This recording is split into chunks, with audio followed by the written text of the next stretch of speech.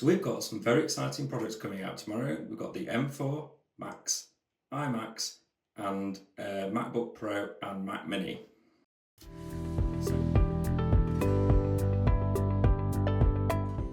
So I've got a Mac Mini M4 Pro and a iMac on order, just standard M4 chip, which is I've just been notified has been dispatched and will be here tomorrow. So what I want to do before they arrive is just have a quick chat through which ones I've ordered and why, and trying to recommend you, if you're looking at ordering one for tomorrow or thinking about heading out to an Apple shop to pick one up, which one you should look for.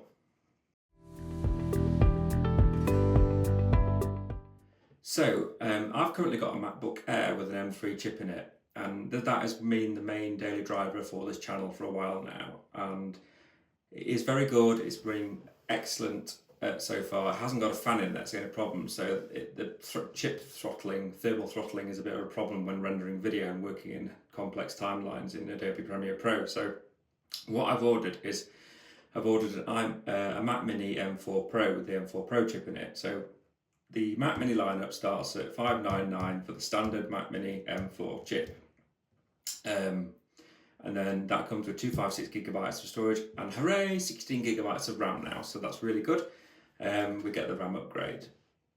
So the reason why I've decided to go for the M4 Pro chip is because, as I say, I've got the M3 chip in my MacBook Air, and it doesn't quite have the oomph in it to render the video I need to do for this channel. So I've ordered the M4 Pro to give it a try out.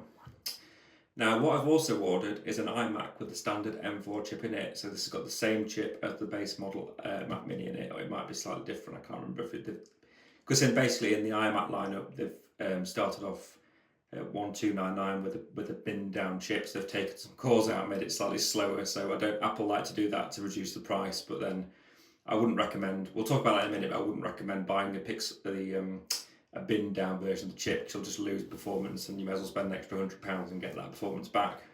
So that's why I've ordered the M4 Pro Mac Mini. I'm really keen to try it out. It has got a fan in it, so it's going to be cooling it down better than the MacBook Air I've got at the moment. So that's why I've gone for that particular model. And it has faster USB-C transfer ports on the back of it as well, which is Thunderbolt 5. So that's a lot faster than the current version. And I've ordered an external SSD to go with it at really fast transfer speeds.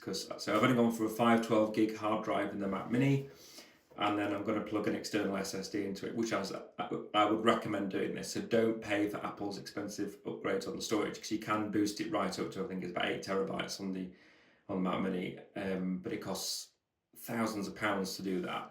And you can I've just picked up a 2 terabyte SSD, really fast transfer rate, for 140 quid. That's it. That's coming today, so I'm going to plug it in. So it'll give me 2.5 terabytes of storage without having to pay Apple for £400 for it. So that's what I recommend you do, and then you can expand the storage over time, add more drives to it as you need, and that just gives you more flexibility, in my opinion, and the way to go forwards. So my recommendation, if you're going to look at Mac Mini, would be definitely to look at the base model if you're just going to use it for the occasional video edit, occasional photo edit, and family computing performance.